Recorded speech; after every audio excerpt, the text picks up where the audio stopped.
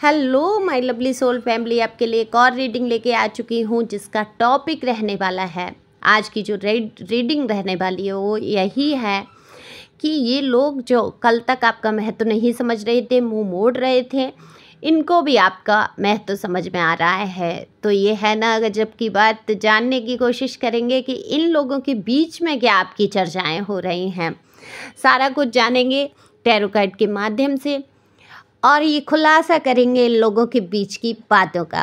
तो ये general reading रहने वाली है, ज़रूरी नहीं है आपसे रेजोनेट हो जाए, ना आपसे रेजोनेट होता है वो वाकई आपके लिए होता है। तो जल्दी से लाइक करो, सब्सक्राइब करो, अपनी एनर्जी को सेंड करो। मैं रोज़ बोलती हूँ, डेली बोलती हूँ, हमेशा बोलती हूँ उन लोगों के लिए जो लोग नए आते हैं, जिनको नहीं पता कि सब्सक्राइब करने से आपकी एनर्जी मुझ तक आती है। तहे दिल से शुक्रिया जो लोग कमेंट्स करते हैं, लाइक करते हैं। सच पूछिए, ये आपकी महानता है कि आप अपनी उपस्थिति दर्ज कराते हैं। डिवाइन के समकक्ष आप प्रस्तुत हो पाते हैं लाइक करने से या कमेंट्स करने से।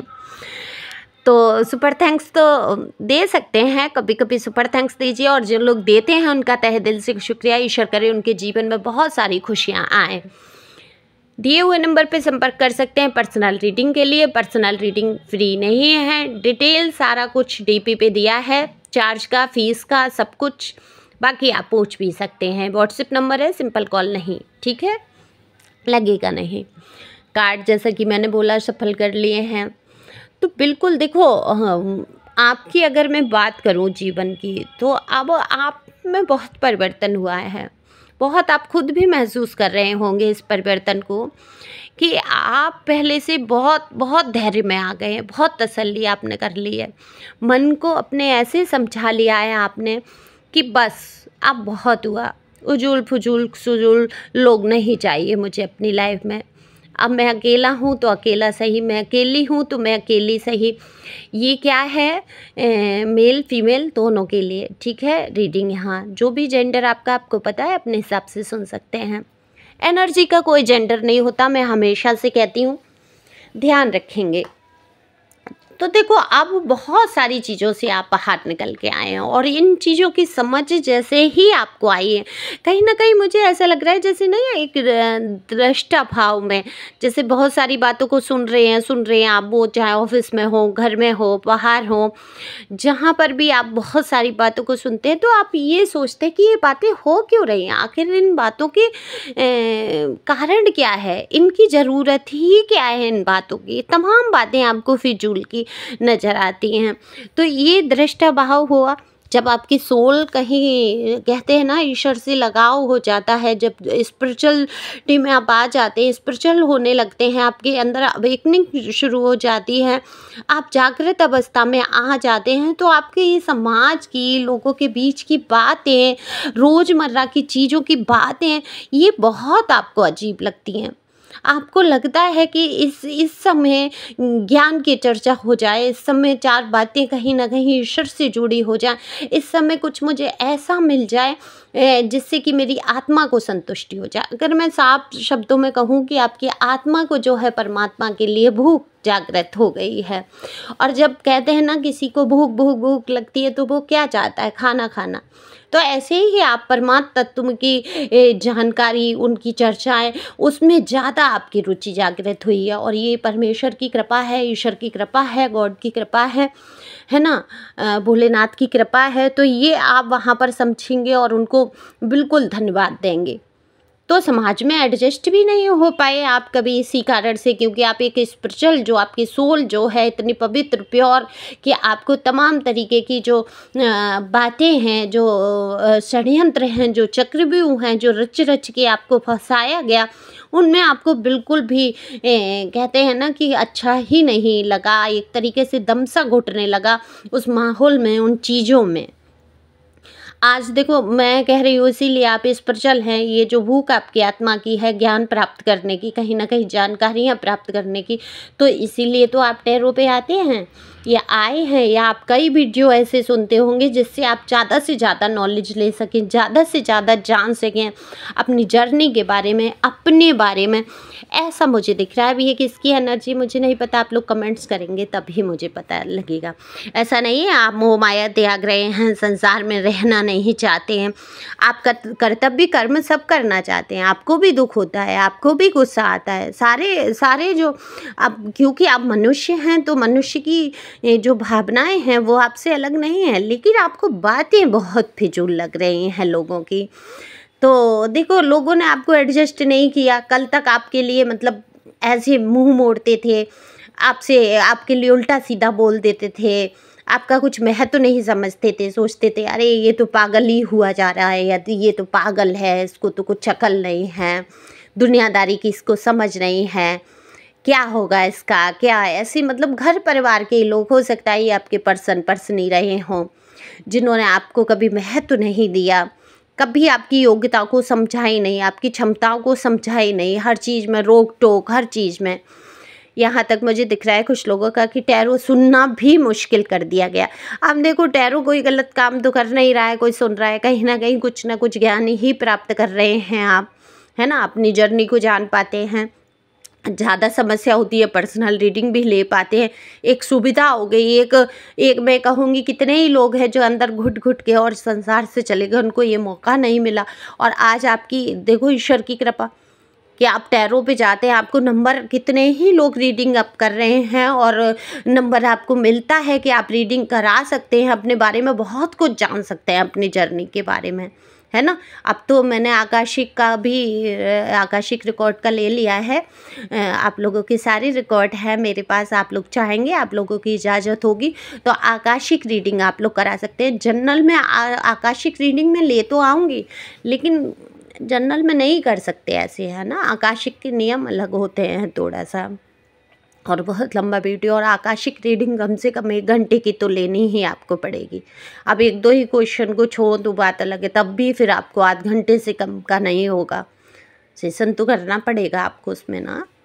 लेकिन आप लोग चाहें तो करा लो ना, इतनी सारी, इतना मैं ये कहती हूँ, इतना खर्चा करने के बाद ज़िंदगी में और सुकून नहीं है। अगर थोड़े से पैसे खर्च हो रहे हैं, वहाँ आपको सुकून मिल रहा है, वो आपकी एनर्जी फीस तो जा रही है, आप कहीं फिजूल में तो दे नहीं रहे हैं।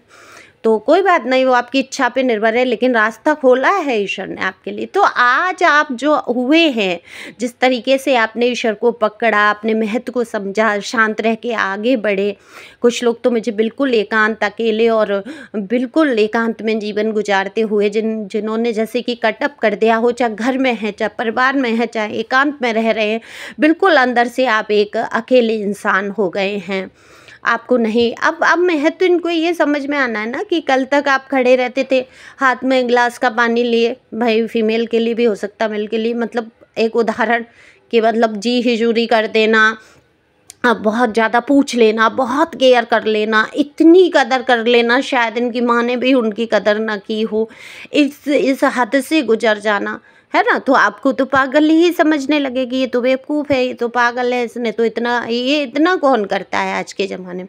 कहते हैं ना बिना स्वार्थ के कोई किसी से प्यार करे। अब आप हैं ऐसे नेचर के कि आप बिना स्वार्थ के इतना, लेकिन आज जब आपने अपने आप को दूर हटाया, जब आपने उतना करना बंद कर दिया, आप कहते हैं ना देते रहो तो इंसान को महत्व नहीं, एकदम से आपने स्टॉप कर दिया वो सब करना, वो केयर, वो कदर, ठीक बहुत हो गया, अब जाओ तुम इस लायक नहीं हो, ऐसी कुछ भावनाएं आपके अंदर आएगी। इतना मैं ईश्वर के लिए करती या करता तो मेरे ईश्वर मुझे दर्शन दे देते। तो आप कहीं ना कहीं स्पिरिचुअल हो रहे हैं, उसमें आगे बढ़ रहे हैं, आपका महत्व तो समझते हुए मुझे यहाँ लोग नज़र आ रहे हैं। जिन जिन लोगों ने मुंह मोड़ा, कहीं ना कहीं आपकी तरफ जुड़ना, मुड़ना, आपसे मिलने की कोशिश या आपसे बात करने की बेचैनी या आपकी एक झलक पाने की बेचैनी मुझे यहाँ नज़र आती है।